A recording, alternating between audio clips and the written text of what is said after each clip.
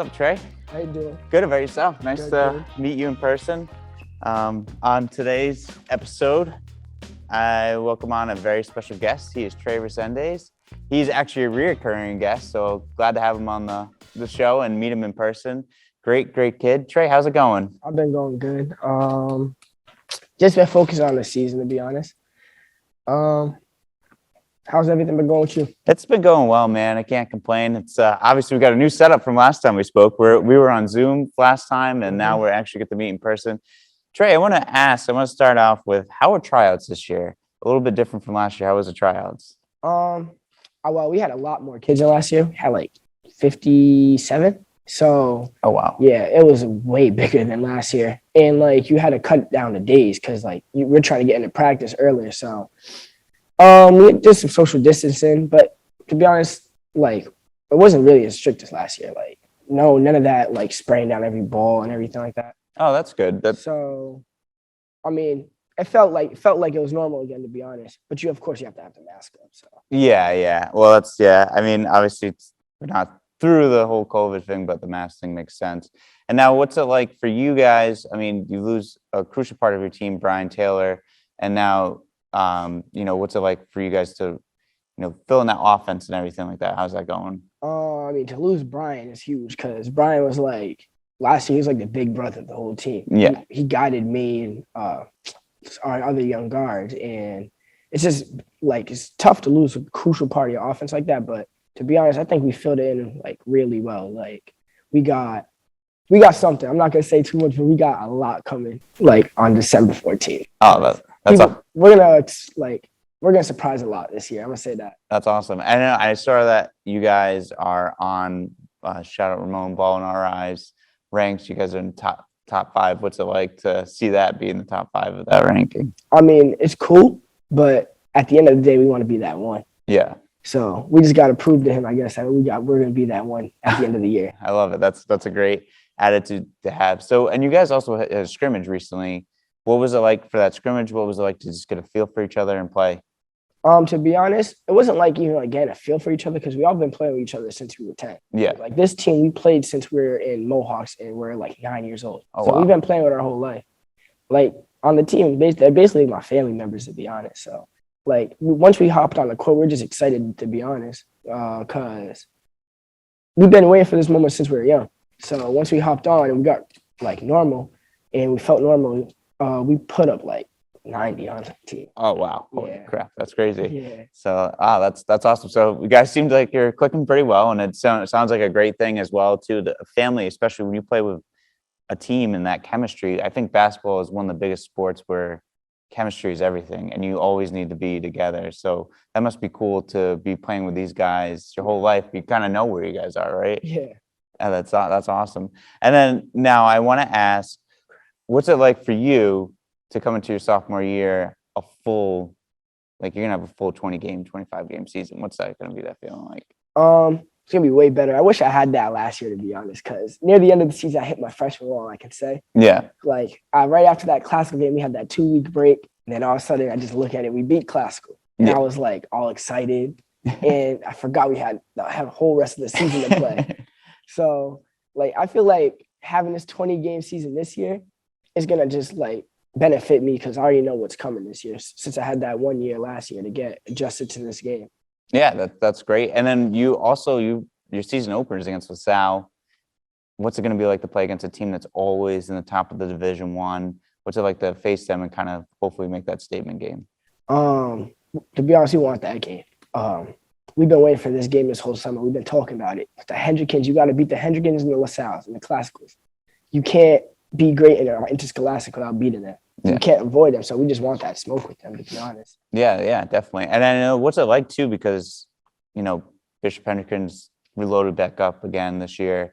Classical, they got Marquise Buchanan, Azzy, they got that team, and then obviously you have LaSalle, you have Roth and Dimitri. What's it like to go against those guys for a second time in a row? I mean, like, I feel like with us when we play those teams, I think the difference that makes us different from them is that we got you just named like the two combo, the dynamic duo. Right? Yeah. I feel like we got like more than just a dynamic duo. Like we got some guys that can just go. So I feel like what will be crucial when we play those type of teams is that if we just all just band together, we just go out and just play as one. Because I feel like when we all like form together, no one's stopping us. I feel like. Wow, that's awesome. Yeah. Yeah. So it's gonna be interesting. December 14th season opener for you guys against LaSalle. I want to jump into what your off season was like too, because as you prepare for a little bit of a longer season, conditioning and everything, what'd you do this off season? What part of the game did you work on the most? To be honest, I was a lot of IQ stuff because I was just looking back on my season last year, spent time just watching all those games. I just noticed how I like sometimes rush some things. Wasn't really like I was a freshman, but I was like playing a little passive because I didn't want to make a mistake. Yeah. So when I just looked at certain things I need to work on, like my 3-point shooting, maybe, even though I had a decent percentage, I want to have a like 55% 3-point shooter at least. Oh, wow. Yeah. So like pick and roll stuff I worked on a lot of this year with Corey. I worked on my defense a lot. Yeah, my defense was a big part of last year too. So I need to fix that. Oh, wow. That's great. And then what's it like too? I mean, you mentioned Corey. What's it like to work with Corey and in this gym as well too? Intense. It's intense. Is it? Yeah, his workouts are no joke. It's just a bunch of really, it's like conditioning. It's a lot of like stuff you're gonna see in the game. It's really game like. So like I'd suggest anyone to really work out with him. So yeah, that's great. Do you work out with like the other players that come through here as well? Yeah, I actually this whole summer I was here this whole summer. So I played like Daryl Simmons, Taylor, Alex Berry, like anybody who came here I really played, to be honest, because every day there's someone different that just showed up. Oh, nice. So but I worked out with other people too, like Malik, locked in basketball with my father. I worked out with my father a lot this year too. Oh, yeah. Yeah. What's it like too to work out with your dad? Because your dad, I've heard stories about your dad being a great basketball player, and your dad, right? He almost went. He was in the G League or was on the pro level. Yeah, he was on the pro level, and then he just decided to like hang it up because he said he like he didn't feel the same anymore. Yeah. So yeah, but my father, when you work out with him, it's like really technical. So like him is really a lot of footwork and like making sure your fundamentals are right. Yep. Because you can't do nothing without your fundamentals. So yeah, you need like we just do a lot of like stuff that people don't see a lot. Like we go back into like the vaults of the old games and we take moves from like old dudes and switch it up and make it mine. That's awesome. Yeah, so that's what we do. And then to be honest, I got shout out another parent, my mom, because to be honest, I would have never met Corey without my mom. So oh really? Yeah, my mom's a crucial part of my game. People don't really like talk about her a lot. She doesn't really say much, but yeah, she's a crucial part. Oh, that's awesome. Well, shout out to your mom too, because she drove you here this early this morning. So I appreciate her for getting you here. So that's awesome. So that's great that you have this, like, you know, a family of basketball and like your dad and Corey, your mom, everyone just stepping up to help you out. How important is that to you, just to have that culture in your life? It's huge because it's just I have a good like supporting cast. I'll say. To be honest, I wouldn't really like you need that, to be honest, because if you don't have that supporting cast, you're not gonna feel confident or feel good about yourself. So it's just good to have it around. To be honest. That's awesome. That's great. And then what about your dad now? What's who wins the most one-on-one games? You still me. Actually, I know he all right. So in our backyard, right? We have this hoop, but our backyard's like really tight. It's like a driveway. Yeah. So it's just like the house is like right next to the driveway, and then there's like bushes. So he beat me one time there because the game was up to 3. And he's just throwing me into the car and wall and fouling me. Yeah, every time you get a defensive stop on him, it's a foul. So he got me one time this year, I could say. That's one time. One time. Yeah. Oh, all right. That's awesome that your dad. Physical game aspect of everything. Yeah, it's like playing the '89 Pistons. Right? Now you know what Jordan went through. Yeah. And then what's some of the moves that you and your dad, like, who are some of the players that you guys just look over and try to twist them up and make them your own? I like watching small guards. So Isaiah Thomas from the Pistons, Nate Archibald. Earl Monroe. Yep. You guys are really going in the blast from the past. Because, like, to be honest, they like are the base of the move, right? Yeah. Every dude you see like Kyrie and them now, they had to watch it from someone. Yeah. It came from them, obviously. Yeah. So yeah, I mean, if you're gonna like see the base of it, why not like take it and like remix it, kind of. Yeah. It's like music, to be honest. Yeah, that's awesome. That's a good way to look at it. So Yeah. whose idea was that? Was that your dad's or was that Oh, that yours? was definitely his. Yeah. I was like, why am I watching these old dudes when I first seen it?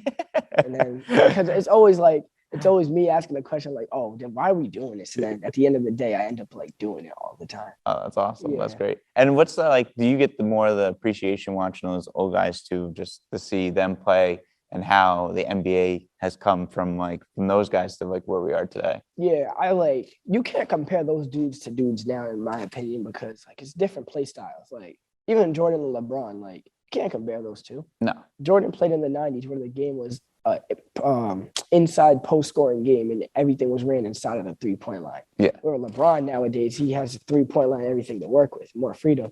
So like you can't compare those two, to be honest. Like you can't compare that stuff. So you just got to like appreciate from every generation. Yeah, that's awesome. That's a great outlook of everything. And now on top of your off season, you played AU basketball, but this year you played for RI Elite. What's it been like playing for RI Elite? Well, I played with them in the fall. I played one tournament with them in the fall, and it was I enjoyed it a lot. Shout out to my guy Nick and Coach Nate and Coach Ray, because RI Elite, like they've done a lot for me in this short period of time. And I just appreciate them for all that they do, especially Nick.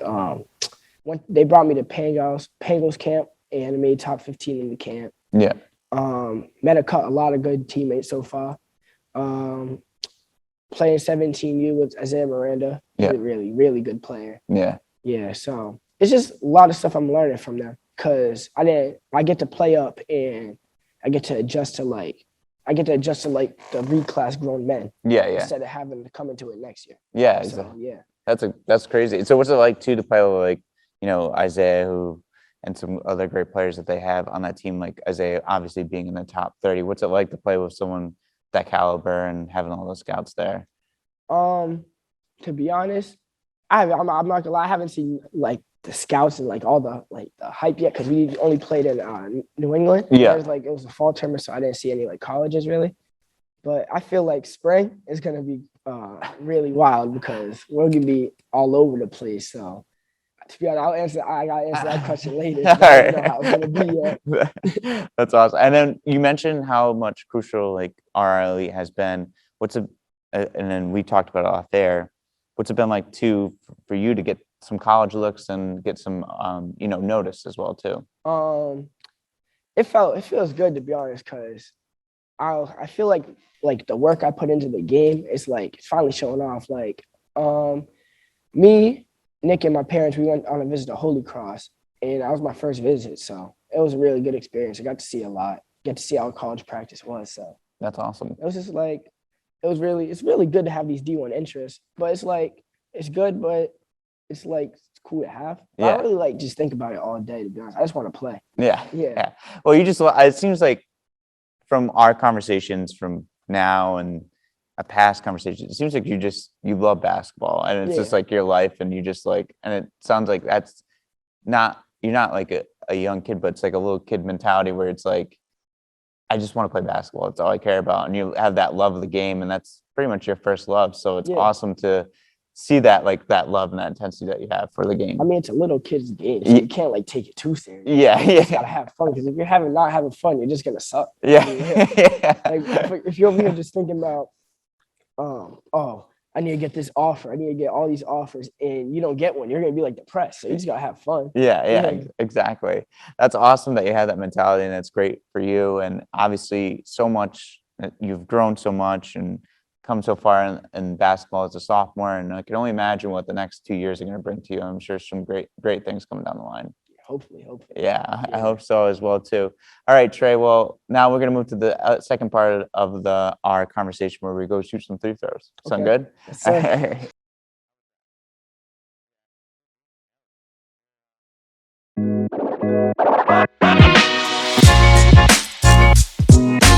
All right, Trey, now we're on to the part of the interview where we ask the 5 questions just for the listeners to get to know you a little bit more. Even though we've done this before in the past, maybe some different questions are going to ask. So I'm going to start with favorite NBA team. Chicago Bulls, definitely. What do you think about them with all the new moves that they made and everything? It's really nice. I mean, seeing them from the past and seeing them now, it's like I finally get to see a team win. Because I'm also a Cowboys fan. I don't really get to. Yep, I know you're gonna hate me for that one, but yep, I love the Cowboys and the Chicago Bulls. Nothing wrong with that. There we go. I won't hate on the Cowboys thing. It's okay. It's totally. Even though I didn't like them in the '90s, but I wasn't even alive, so I even. Yeah, exactly. I'm showing my age when I say that. So. Oh shoot. Yeah. So. And then what is your favorite? What kind of shoes do you like to wear? Nike Dunks and Jordans. Nike Dunks and Jordans. Basketball shoe, Kyrie's. Kyrie's, all right. There we go. Is Kyrie your favorite player? Him and John Morant. John Morant. Yeah, but Kyrie's been my favorite player since before John Morant. Yeah. Yeah. And then, what's your favorite music? What kind of music do you like to listen to? Any new favorite artists? Depends on the day. I'm at mood. Yeah. R&B in the mornings, a little bit of rap after that, rap in the afternoon, R&B at nighttime. All right. Hey, all right. And then, favorite thing to do outside of basketball? I know I asked this question before, but anything changed or anything like that? Favorite thing to do outside of sports? I just like to relax, to be honest. Yeah. I don't really like to do much after basketball because, who wants to do something after you've been doing it for all day? Yeah. So.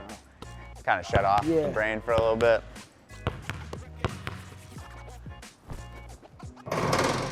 All right. Off the front rim, Rezendes, come on, man. Damn. That rim's very forgiving. And then, so now I want to ask one more question, something a little bit different because, you've been a recurring guest on the show. But I want to ask something. What is your favorite basketball movie? You got to show the audience what your favorite basketball movie is. Basketball movie? No, basketball move. Oh, your favorite move to do. Movie. No. Anything that gets me to my pull-up. So like my favorite move to do to hit someone with is the in and out crossover. Yeah. Yeah, in and out cross. Hit that Woo. one. Yep. There you go. Well, Trey, this has been a lot of fun. I'm glad to have you on the show. You're right. Oh, I'm just sore right now. This has been great to have you on the show, man. Nice to meet you in person. Thank you for having me once again. Oh, got it. Oh, bucket. I know. One time.